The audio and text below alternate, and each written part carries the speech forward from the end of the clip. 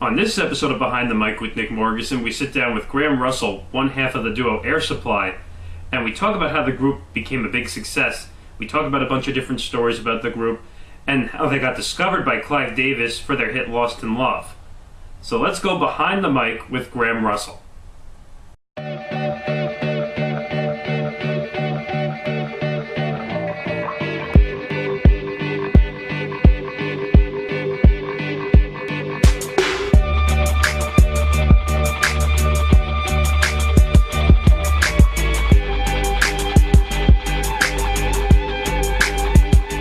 Air Supply has been around for close to 40 years. Why do you think the group continues to be popular today? I think there's a couple of reasons. First of all, I think we've always maintained a great level of musicianship in our music, and we've never really deviated from what our main goal is. Air Supply is, you say the words Air Supply and you think of a certain kind of music, which is us. And we've always kept that. We haven't done things that are necessarily popular, like, we don't go to different genres of music because that's suddenly popular. We just do what we do, but we're very good at what we do, I believe, So when did you know that Air Supply was going to be a big success? It wasn't until we were in the U.S. and we had 3 or 4 big hits in a row, then we realized that perhaps we were going to be around for a while. It wasn't in Australia, certainly. We had a big success very early in Australia, and we wanted to leave Australia then and go out onto a world market. Our record company at the time in Australia was very reluctant to allow us to do that. Not that they could stop us, but they said, and then I'm quoting, they said to both Russell and I, if you stay in Australia, we could make you the biggest band in Australia. And after our first record, and our reply to them was, we already are, and we've got nowhere to go. We have to leave, And we didn't want to be the best in Australia. We wanted to be the best in the world. And we've always maintained that grand assumption. We've always wanted to be the best we can at everything, and we've never deviated from that goal, So interesting is when I looked at the group name. Who came up with the name Air Supply for the group?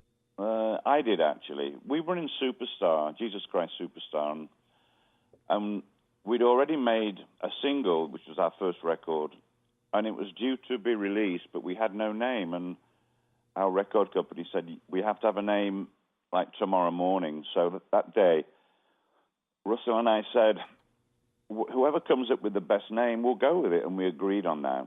And that night, I had a dream, and in the dream, I saw a massive billboard, and around it were all these lights that were going on and off, and like a really big deal. And the billboard was white in the center, completely white, and in black, it had 2 words on it, and it just said Air Supply. And I told Russell about it, and we didn't really know what it meant. But he didn't have a name anyway, so we went with it, and that was the reason why we did, So I see on your website that you have a new EP featuring Desert Sea Sky as the first dance track coming out. Can you tell us a little bit about it? I can, yeah. It's Desert Sea Sky was a song of mine from like a year ago, and we actually did it a couple of times on stage, but I wasn't thrilled with it, and I couldn't figure out why. And two very famous dance mixers from Israel actually got hold of us through our office, and I spoke to them, and they asked if I would be interested in letting them produce a dance track from one of our songs, and I said yeah. So I sent them that track. And about a week later, they sent the track back, and it just sounded amazing. And I went, oh, wow, this sounds great. So now we've created a relationship with these 2 guys, and the track's coming out. I think it's coming out early next week, It's a dance track, and I've loved dance music for years, but I've never really thought about us doing one. And but these guys said, yeah, you should do this, do it. And so we did, you know.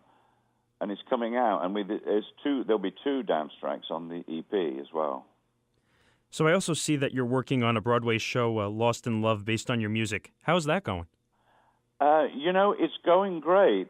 I've got 3 shows in progress at the moment, and they're totally different from each other, but they're all in various stages of production. I have one in New York. I have one at Michigan State University, and I have one in Australia that's ready to be cast. So I've got 3 going. So I'm hoping that one of them, at least, goes through all the varying hoops you have to jump through and comes through. But at the moment, they're all doing really well. So I'm very excited about that. We're in a good place right now. So as the songwriter for Air Supply, how do you come up with your ideas for new songs when you're writing? Well, I write all the time. You know, if I'm on a plane or even if I'm walking around, I've always been able to do that. It's been a gift I've had for over 50 years. I write every single day, and Russell's very aware of it, and I'll come up to him in the morning and say, I've got 2 new songs, but it kind of happens almost every day. So I have a lot of songs. When we go in to make an album, I have at least 35 brand new songs ready to go, you know.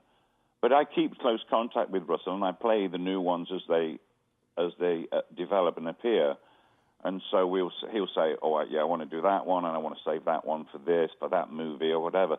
So we've always got a massive amount of material to choose from, you know. So I also, doing some of my other research, I read that you are a Beatles fan. Did your music have any influence on your writing style? Oh, absolutely, yeah. I mean, when I was at school, when I was just 13, I remember dashing home. I used to go and listen to the Beatles on... There was a show on the BBC called Pop Go the Beatles, and they were unknown then, and they just released their first single, which was Love Me Do, which was a minor hit in England, but I just latched onto it, and so they had this Pop Go the Beatles. It was every Monday at 5 o'clock, so I used to dash home from school, listen to it, and it was live. You know, they were live for an hour in the BBC studios in London, and I just got hooked in. And then when I saw them in '64 live, and everything changed. My whole life changed. I just couldn't believe it, you know. I mean, you couldn't hear anything. You just heard all the girls screaming and this amazing electricity in the room. And I thought it might be a nice job for me to do, you know, watching it. And so that's, I didn't ever want to do anything other than be in a group from that moment, you know. So I see that there have been many changes over the years in the makeup of the group. Can you talk a little bit about how these changes came about? Yeah, I can. You know, Russell and I have always been the main... Well, it's Russell and I that is, and always has been, Air Supply. We've always had a band with us, you know, and for varying lengths of time. Our keyboard player and a string arranger in the very first band, was actually our musical director in Superstar, and we asked him to join when we started to gather speed in the U.S., and he joined. And he was with us for like 15 years, but he sadly passed away in 91. But other people have been with us, and they usually stay quite a long time, but then they'll drift off if they want to have a family, stay home with the children. Then they stop touring, you know. We had Rex Go, who was our first lead guitarist, who was brilliant. But he got married, and he had kids, and he wanted to stay home, you know, in Australia. So people drift in and out, but it's not so much a drift. When they come in, they usually stay for about 12 years. Our bass player now has been with us almost 14, and so once they come in, they stay for a long time until they can't stay anymore. Either they want to do their own career, or their wives and children really need them at home, because we spend about 230 days away. You know, we do 140 odd shows a year, and that means about 240 days we're gone. So any life at home, any social life really goes out the window. You know, you have to be of certain character to be able to to maintain any kind of relationship. It's a very strange career. So I hear that you and Russell Hitchcock have been best of friends and have never had a fight. And as you said, you do about 140 or 150 show dates a year. How have you stayed with such a great relationship with Russell? Well, we do have a unique relationship, and we never see each other when we're not working, which I think helps. We live in different states, and but we both have different roles to perform within the band. For instance, I'm the songwriter, I always have been, and Russell is the lead singer. So there's no competition, and although I've encouraged Russell to write songs over the years and lyrics, whatever, I've always said, why don't you write something and I'll shape it and make it work in any song, and he's been reluctant to do that. He always says, no, you're so good at it. He said, I'll be embarrassed. But I say that's not the case. And of course, he is the lead singer, and I don't want to be the lead singer. Even if I could be, I wouldn't want to be. I don't have that voice. Russell has the voice of Air Supply, and so there's no competition or jealousy between us. And Russell lets me do all the things within the band that are within my grasp. I produce the albums, I do most of the arrangements, and I do all the day-to-day things with the band, which gives me great freedom. And I love the fact that he never says to me, oh, let's do this, and I don't like the way you're doing that. I just have completely free reign, which is great for me. So, being the great songwriter you are, if you could pick one of your favorite Air Supply songs, what would that be? It would be probably Lost in Love, I think. Lost in Love was the first worldwide hit we had, and I don't know if you are musical or not yourself, but if you sit down and listen to Lost in Love, it's probably the simplest song in the world. It's only got 4 chords, and it's so simple. There's no chorus. It's just a verse and a bridge, and yet it's very haunting. And when the song first arrived, and I remember I was living in Adelaide in Australia, and we were broke. We didn't have anything, and Russell drove 26 hours on a bus from Sydney to come to meet me so we could go over some new songs. And I played him Lost in Love, and he stopped and he just looked at me and he said, this is the one. Because we were looking for something to get us back to the US, because we'd opened for Rod Stewart for 6 months and we just fell in love with America and we wanted to get back.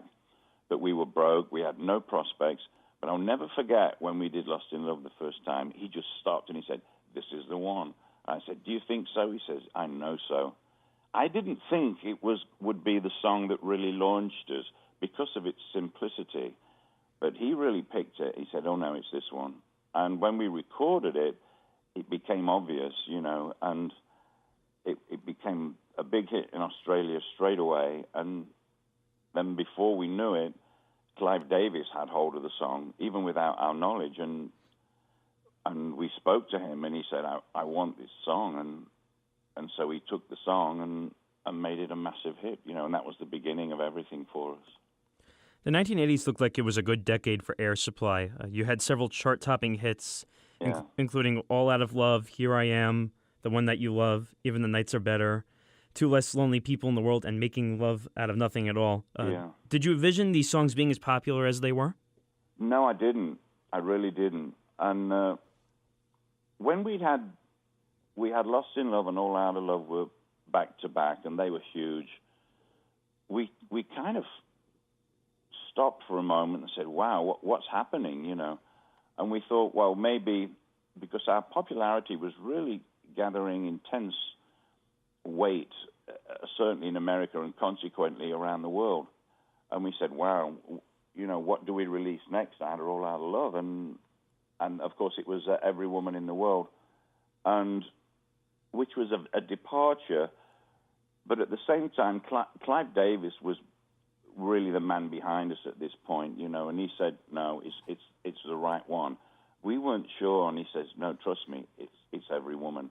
And he was right, and he pretty much picked the order of the songs, every time. And we couldn't argue with him because he was like, well, first of all, he was probably the most influential music executive of all time.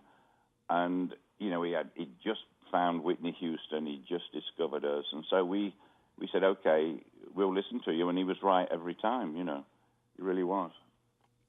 So I've also read that you've done at least 3 live albums, including performances in Cuba, Hawaii, and Israel. Yeah. What is it about live performances that you think makes good albums? I think they're great if they capture the spirit of the band and the essence of everything.